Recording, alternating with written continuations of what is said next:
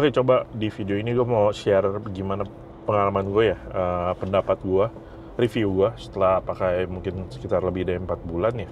Mobil Wuling REV Lite 200 kilo ini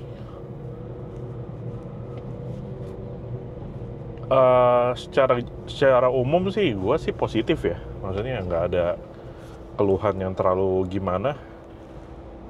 Mau ngomong apa kelebihannya dulu. Kelebihan mungkin pastinya sih seneng karena nggak perlu pusing beli bensin lagi yang mahal, karena bocor banget loh sekali kalian ke pom bensin nyetor 300-400 ribu ya.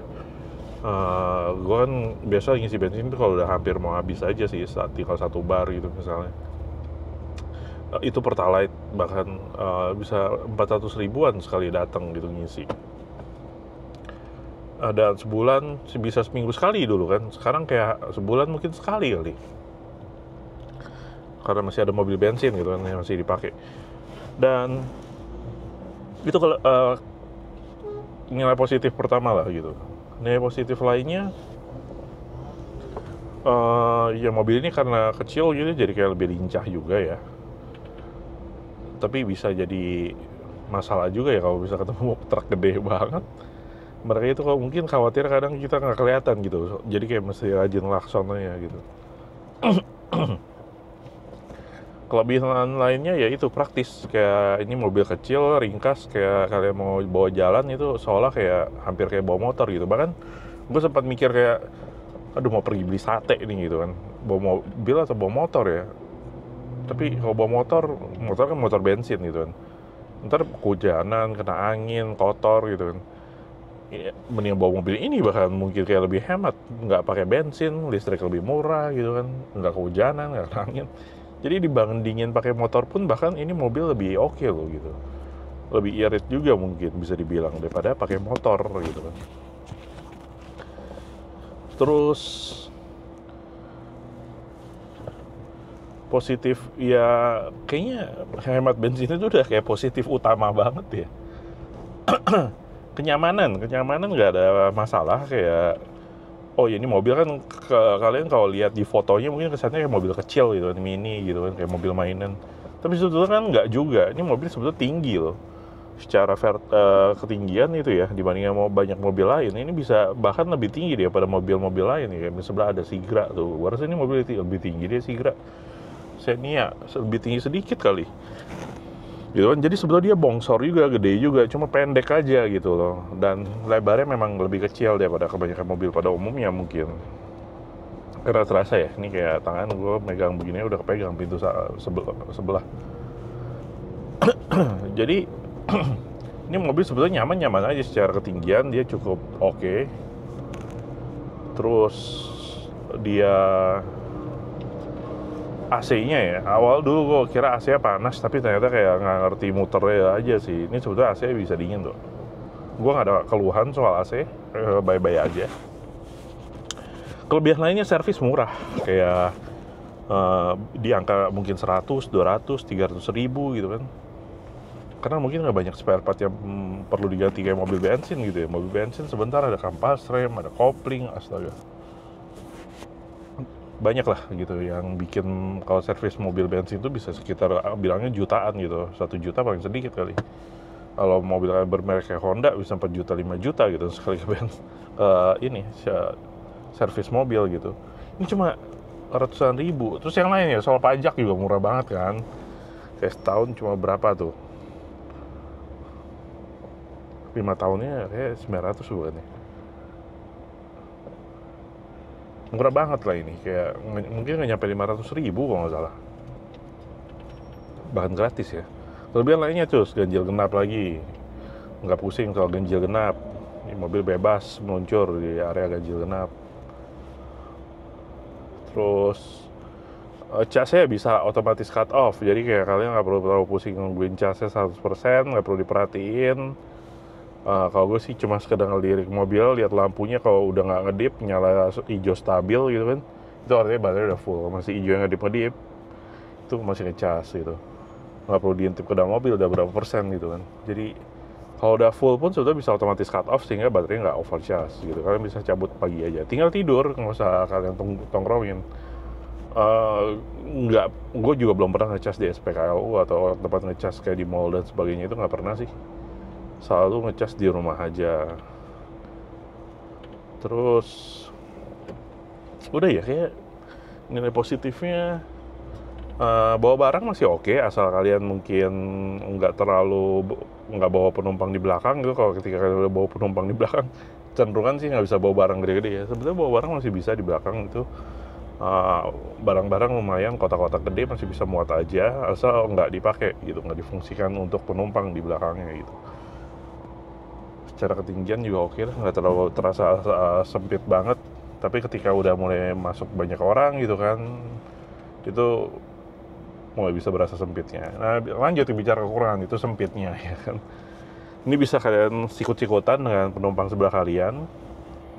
Terus kalau penumpang belakang udah full, didudukin kursi penumpang belakang, kecenderungan untuk bawa barang itu semakin sedikit. Karena bagasi belakang itu kadang masukin tas saya susah gitu kan. Kecil lah space di belakang gitu. Terus ya terasa kalau kalian misalnya nggak pakai sendiri atau berdua, lebih dari itu orang mungkin bisa berasa agak sempit ya. Terus meskipun secara ketinggian itu bye-bye aja gitu, range dari kepala ke atas gini gue kan tingginya lumayan ya, 180-an, 185 itu nggak sampai kena kepala loh gitu, masih agak jauh. Kekurangan lain ya, range-nya cuma 200 sayangnya, tapi kalian bisa beli yang 300 loh sekarang, Wuling Air EV Lite. Yang 200 ini cenderung cuma bisa nggak bisa kalian bawa ke terlalu jauh, kayak misal ke Bandung gitu ya, kayak soalnya bahkan untuk sekali jalannya pun nggak nyampe mungkin. Kalau yang 300 kilo mungkin masih lumayan bisa kali ya. Nah, kekurangan lainnya itu adalah mobil listrik ini kalau misalnya udah sampai baterai 20%, performanya dia bisa turun, nggak kayak mobil bensin. Titik bensin penghabisan masih bisa lari seperti layaknya normal gitu kan. Kalau ini udah baterai 20%, dia performanya diturunin supaya mungkin maksudnya hemat daya ya. Terus 10% udah nggak layak jalan loh, pelan banget. Ini ada supir depan gua, gokil. Buka celana.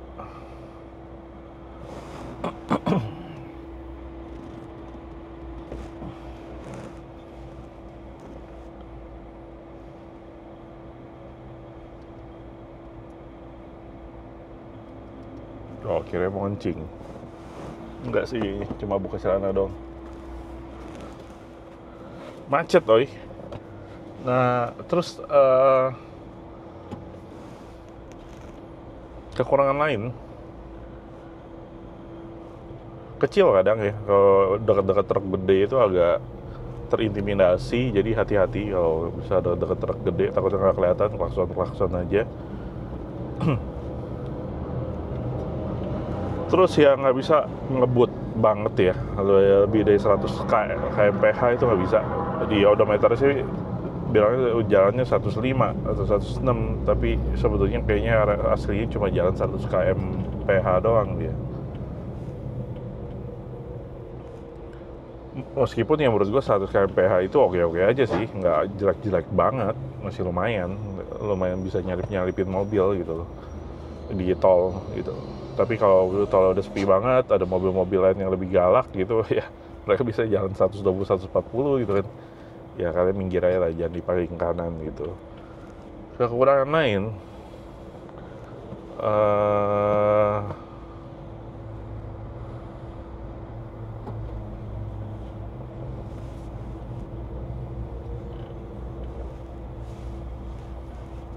sedikit komplain gue mungkin tempat gelas yang di depan ini ya, dia sebetulnya pantatnya nggak terlalu lebar banget, jadi kayak nggak bisa. Kalau botol air minum terlalu gede itu kayak nggak terlalu masuk sih. Begitu juga di pintu samping ini, botol agak terlalu gede, dia agak neken juga sih buat masuk ke pintu samping ini. Nggak banyak kompartemen barang, storage gitu kan, nggak ada glove box gitu, kekurangan juga. Tapi ada ya, jadinya kalian mungkin taruh di samping pintu ini sih. Samping pintu ini lumayan gede buat ditaruh. Dia kekurangan pintunya gede banget, jadi cenderung kalau kalian buka tutup pintu, kalau bisa nggak terlalu pakai tenaga, karena kalau udah tenaga pelan aja dia nutupnya udah kenceng sih, karena beban pintu ini lumayan berat ya, karena dia memfungsikan, ini kan lebar ya, supaya penumpang belakang karena keluarnya dari pintu yang sama gitu kan, supaya bisa lebih lega sih buat keluar buat penumpang belakang. Ini pintu sih lebarnya lebih lebar daripada mobil pada umumnya sih. Kekurangan lain,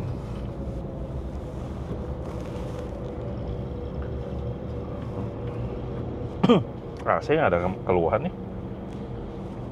Oh, ini kalau mobilnya lagi nyala, misalkan ke supermarket, kan cuaca panas gitu, karena mobilnya mau biarin tetap nyala aja, karena masuk supermarket belanja mungkin cuma sebentar gitu kan. Kalau mobil biasa kan kita bisa kayak kunci ya, pakai remote gitu kan, terus masuk mobil masih menyala gitu. Kalau ini nggak bisa, karena cuma dapat kunci satu, dan gue dengar nggak bisa diduplikat juga kuncinya. Kalau kita duplikat, meskipun remote kita bawa jalan jauh, dia bisa otomatis mati kalau nggak salah, atau nggak bisa lah gitu. Dia ada semacam sensor yang mengharuskan remote kunci itu dekat dengan mobil ini sih kayaknya. Itu juga yang disayangin ya. Kalau kalian lebih tahu soal ini, boleh dong share gitu. Ada nggak sih yang bisa duplikatin kunci, jadi bisa ninggalin mobil dengan kondisi mobil masih menyala, AC menyala gitu. EV Light ya, bukan yang kayak long range gitu. Long range sih beda ya, pakai aplikasinya juga bisa gitu. Dan ya itu aja sih kayaknya ya. Oh, speaker kurang bagus, karena ini cuma satu sebelah doang yang nyala. Nggak tahu yang dua speaker pun gue rasa juga kurang lebih sama aja. Jadi, tapi gue jadi ya bawa speaker aja gitu. Nih gue ada bawa speaker JBL gitu, beli lumayan untuk jadi pengganti speaker yang terlalu jauh jelek ini si REV. Karena kalau kalian ganti speaker lagi, takutnya ntar ada masalah kelistrikan sehingga menghanguskan garansi lifetime-nya gitu. Jadi sebaiknya jangan sih diganti-ganti, kecuali ya yang resmi. Cuma kalau nggak salah mahal banget ya. Jadi kenapa lo udah pakai speaker Bluetooth aja gitu. Udah. Kalau hujan nggak ada wiper belakang, wiper depan sih bye-bye aja. Terus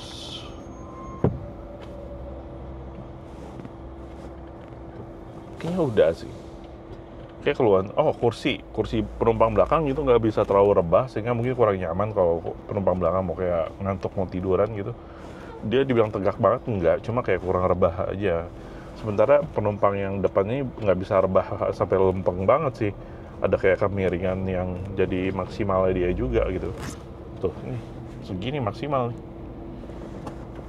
Kayak kalau buat tidur itu agak kurang nyaman sih. Kalau misalkan lagi nunggu orang gitu kan, terus tidur di mobil nggak bisa rebah banget gitu, lumayan terasa agak sempit. Terus ya karena nggak ada panel tengahnya ya, kaki kalian bisa enak ke samping-samping itu di plus ya. Jadi kalau kalian lagi tiduran, kaki kalian mungkin bisa kayak di silang yang diagonal aja sih, daripada ngarep lurus ke depan. Kelebihan lain ya, nyuci mobil ini gampang karena bentuknya nggak gede-gede banget. Jadi dia ringkas, nggak banyak yang perlu digosok. Itu aja kayaknya. Kita review penggunaan mengguling REV Light setelah beberapa bulan gitu. Oke, suka dengan video ini, jangan lupa klik like, comment, subscribe. Gue Visteon, sampai jumpa di video gue yang lainnya. Bye.